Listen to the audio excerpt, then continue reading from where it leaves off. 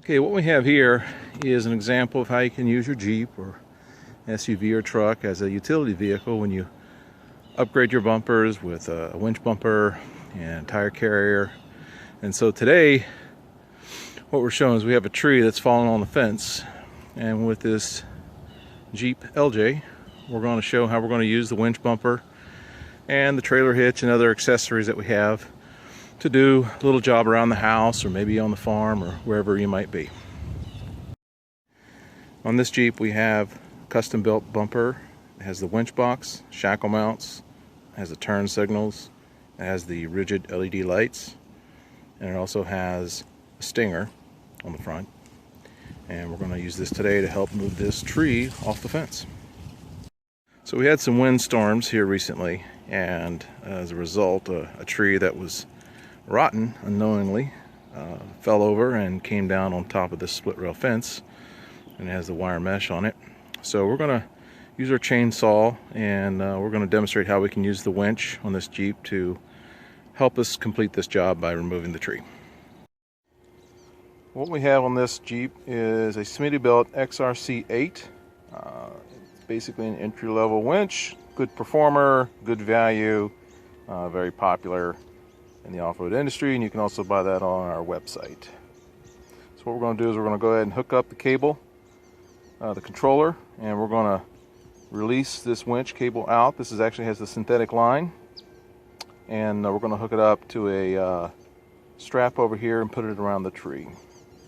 To connect up the winch controller, simply take the cap off, slide in the controller, give it a twist, and you'll be connected. One other thing you'll want to make certain of is that your spool is engaged, and there's a lever on the right hand side on this one. Most all winches have it, and to use the winch you want to have it in the engaged position, which is forward. And then to free spool it, if you want to just pull it manually and release the cable by hand, you can put it into the spool mode. So that's what we're going to do here.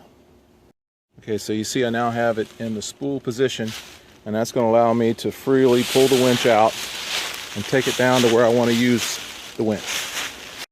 Alright, so I put a strap around this tree, and why I want to do that is I want to prevent the tree from rolling towards the fence. Just one application that you can use a strap and a winch for, so this is for today's demo. So I'm going to take my shackle mount, or my shackle I should say, unthread it, put it through here.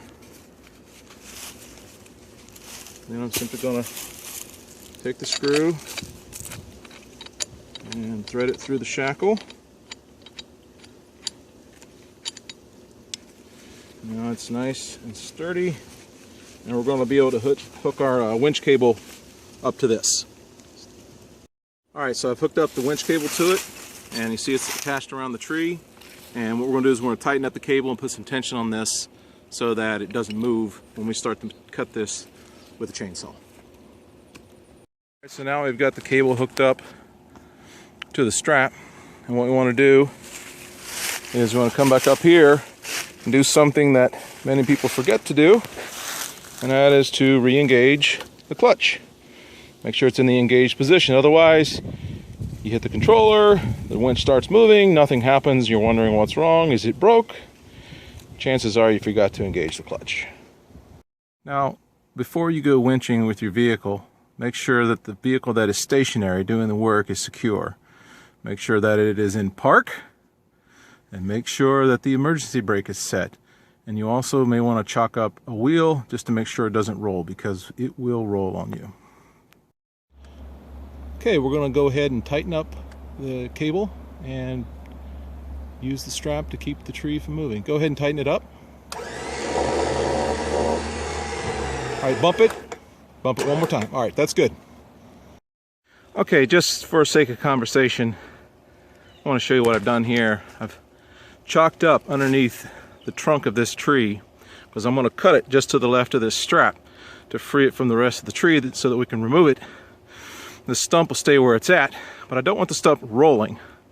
And so by having the strap on here with tension, see there's lots of tension, that's going to prevent the tree from rolling into that fence, because right now the stump is holding it there. And once we separate the two, we'll go ahead and cut this tree up into sections. the winch and the winch cable and the strap is doing work for us right now. So it's not just for fun. You can use these bumpers and winches to get things done as well.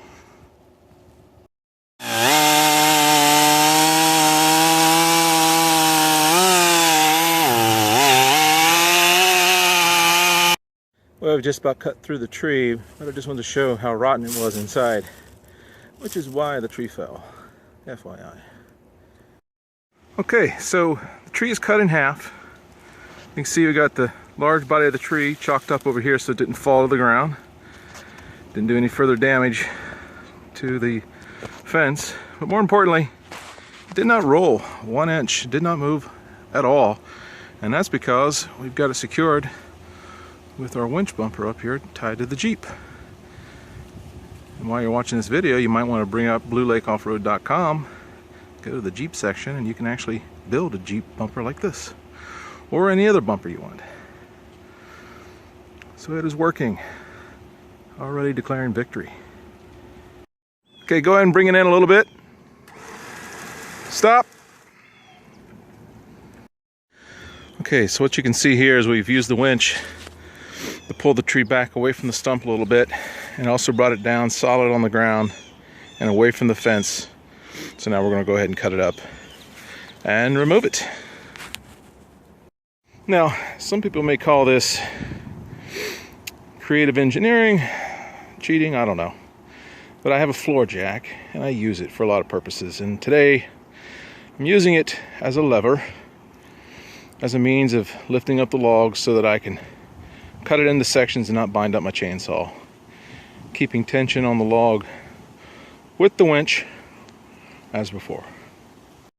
Okay, so now we've got that tree cut up into manageable size chunks. All I'm going to do really is just roll them over towards the ravine there, and we're going to use the winch to pull this one section that's on this side of the fence, get into position so that we can roll it over the hill here. So that's what we're going to do. Okay, so we've got the winch hooked up. The Jeep is in park. Parking brake is set, and I do have a log chalked up under the other front tire, not this one. So we're going to go ahead and pull this log up away from the rest so that we can roll over the hill. Okay, here we go.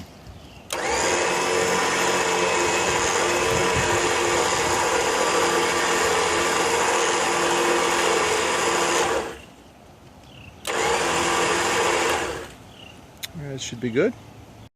Now, I don't know how much each one of these sections of the tree weigh, but I'm guessing probably close to 300 pounds, right around there. Of course, the winch more than capable of moving that very easily. Moving it by hand, not a chance.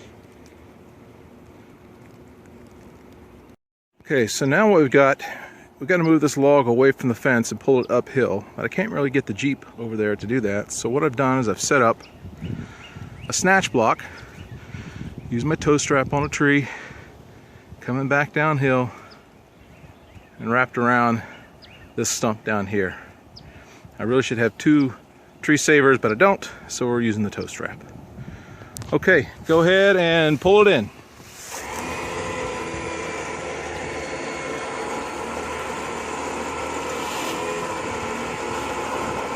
All right, stop. Okay, so we can see here, I'll use the snatch block coming back to the Jeep, which is still in the original position. It gives us a lot of flexibility to use the winch in a lot of different ways.